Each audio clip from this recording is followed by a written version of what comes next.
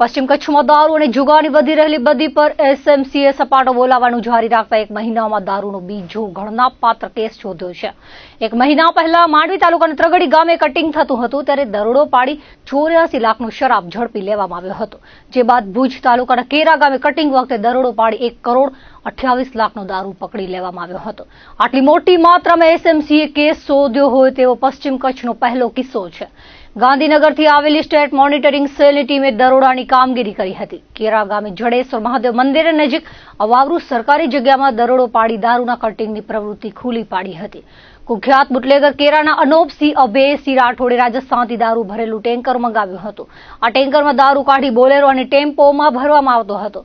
પોલીસે દરોડો પાડી ટેન્કરમાંથી બોલેરોમાં દારૂ ભરવા આવેલા કેરાના ગોપાલસિંહ બનેસિંહ વાઘેલા, ટાટા મિની ટ્રકમાં દારૂ લેવા આવેલા આદિપુરના શિવરાજ વિરમભાઈ ગઢવી, ટેન્કરમાંથી દારૂ ખાલી કરાવનાર પાનધ્રો નવાનગરનો ગોપાલ કેસાજી રાજગોર તેમજ દારૂની પેટીઓ સ્થળાંતર કરતા 13 મજૂરોને પકડી લેવાયા હતા।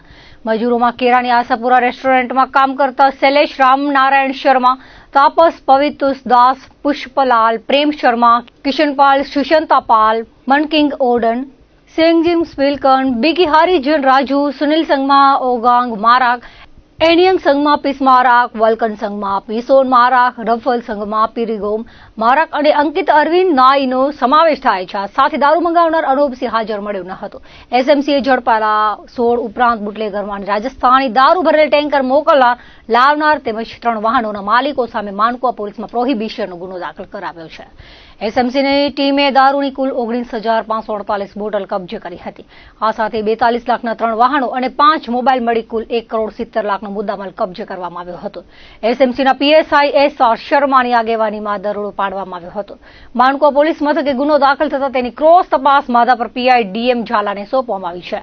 તો બીજી તરફ એલસીબીને દારૂ ભરેલી કાર મળી આવી હતી। ભુજમાં માંડવી ઓક્ટ્રોય પાસે આવેલ ક્ષેત્રપાળ સ્ક્વેર 2 બિલ્ડિંગની પાર્કિંગમાં રહેલી અલ્ટો ગાડીમાં દારૂની 312 બોટલ મળી આવી હતી, જેની કિંમત 3,64,800 રૂપિયા આંકવામાં આવી છે।